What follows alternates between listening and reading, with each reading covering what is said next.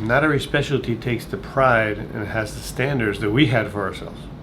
A lot of residencies would just kick the can down the road and let them graduate. Neurosurgery was not going to do that. You ask all my teammates, one thing about Michael Jordan was he never asked me to do something that he didn't fucking do.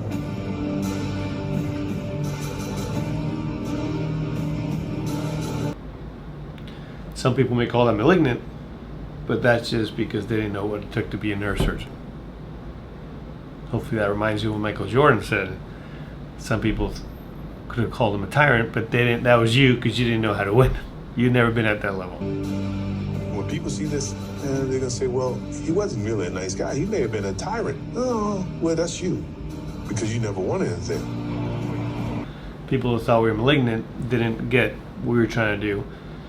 We weren't trying to be malignant as a field. We had high standards as we should, as the patient would want to, as the family of that patient would also want.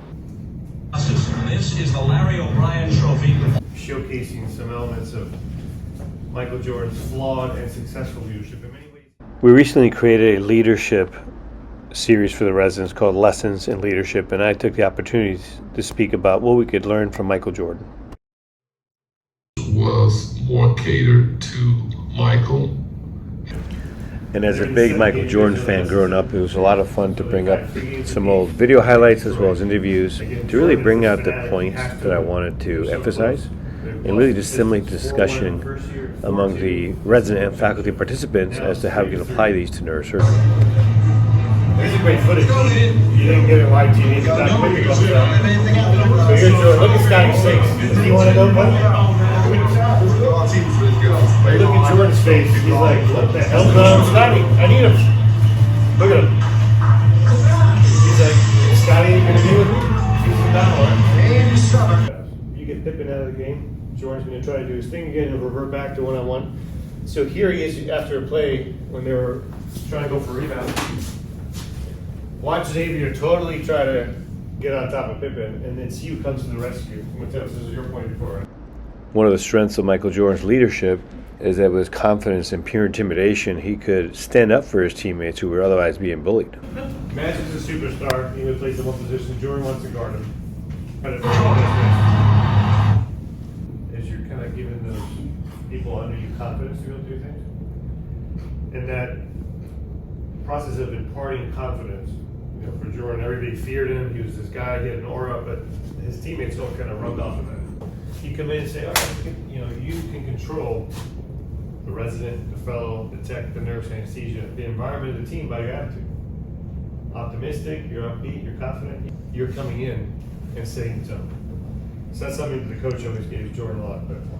Here's Pippen with this little swagger play.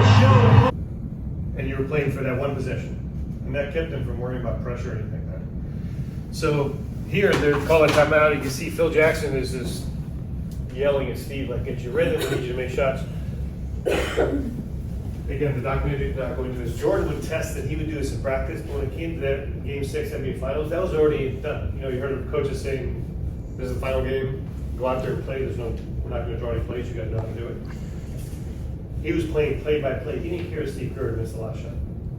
So he's never going to tell, he was not jumping on Steve Kerr in this moment. I wanted to win, but I wanted them to win and be a part of that as well.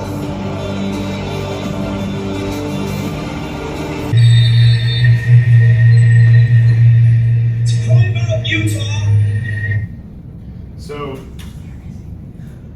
I wanted to show that because we've been emphasizing trusting your teammates, letting them come through for you, which is true, but there are times when it's, as Rodman said, your turn.